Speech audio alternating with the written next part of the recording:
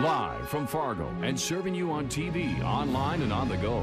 This is Valley News Live at noon. Hi, and thanks for joining us. I'm Christine Stanwood. Lock it or lose it. A warning from the Fargo Police Department regarding vehicle break-ins.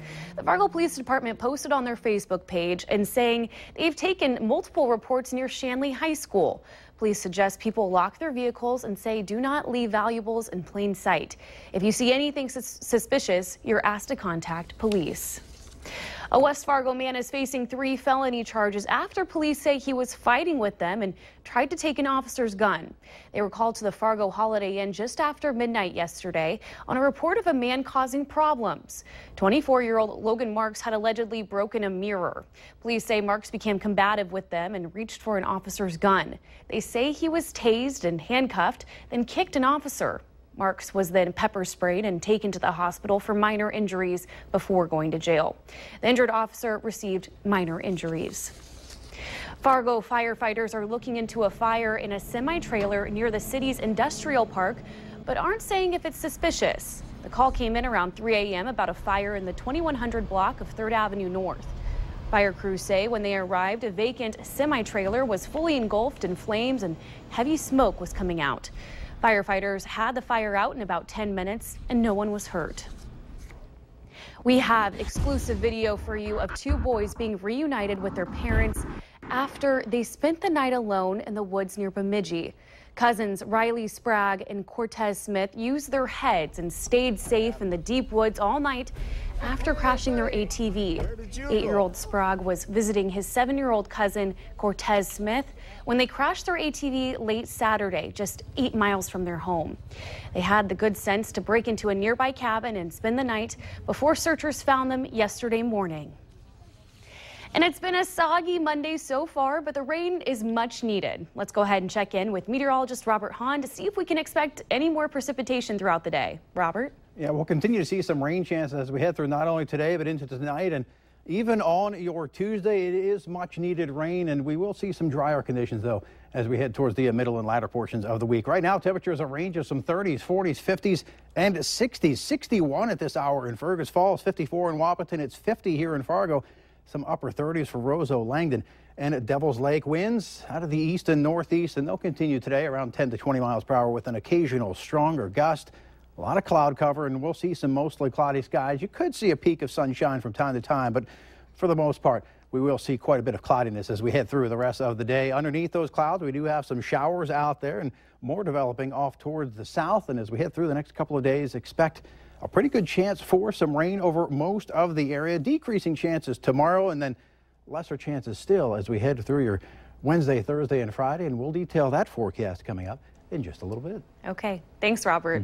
Supreme Court justices will hear arguments today about the president's executive action on immigration called the Deferred Action for Parents of Americans in Lawful Permanent Residence Program, or better known as DAPA.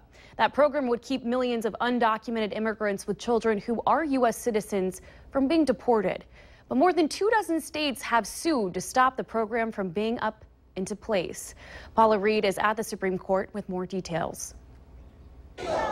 Immigration rights activists marched and chanted outside the Supreme Court Monday morning. We are America! They're here to show support for President Obama's executive order, which would shield millions of undocumented immigrants with American-born children from deportation. The president's executive action would really just be life-changing for us. Zaira Garcia helped organize some of today's protests. The U.S. citizen says she lives in fear her parents could be deported at any moment. It never leaves your mind. It's always plaguing you. And so the moment that I heard the president say this and stand up for my dad, for my mom, it was so transforming. The state of Texas is leading the charge against the president's executive action on immigration, arguing that he overstepped his legal authority. I think the only role that our government has is to secure our borders, and to uphold the law that's already on the books. The states also argue they will have to spend money issuing driver's licenses and providing other benefits to undocumented immigrants if the court upholds the president's actions. Paula Reed, CBS News, the Supreme Court. With Justice Antonin Scalia's death, there remains the possibility the court's decision could end in a 4-4 tie. If that happens, the lower court's ruling would be left in place, virtually guaranteeing the programs will not go into place before President Obama leaves office. Contractors for the North Dakota Department of Transportation are ready to begin the final portion of the roadway reconstruction on I-29 north of Fargo. The project runs from just south of the Argusville exit to 2 miles north of the Gardner interchange. Crews will be working on the southbound lanes this summer, and starting today, crews will intermittently reduce traffic to 1 lane in either direction throughout the 10-mile stretch. Depending on the weather, the full project will start the week of April 25th or the first week of May, with all the travel carried on the northbound lanes. And the First Avenue North Bridge between downtown Fargo and Moorhead is closing today and will remain blocked all summer long. It stretches from the river to 3rd Street North on the Fargo side. In Moorhead, traffic will be detoured to Center Avenue. And on Moorhead's south side, a railroad crossing shuts down tomorrow. The crossing at 20th Street and 30th Avenue South will be closed until June 11th for improvements. Village Green Boulevard to the east of the intersection will be closed during construction, and all other directions will remain open to traffic. Drivers are encouraged to find alternate routes. The turn of the calendar to this week means we have officially entered into game week for the Bison, the annual spring game up at the Fargo Dome. Some things to look out for during this game on Saturday. Several position groups that may look unfamiliar as new players join the team and others take on new roles.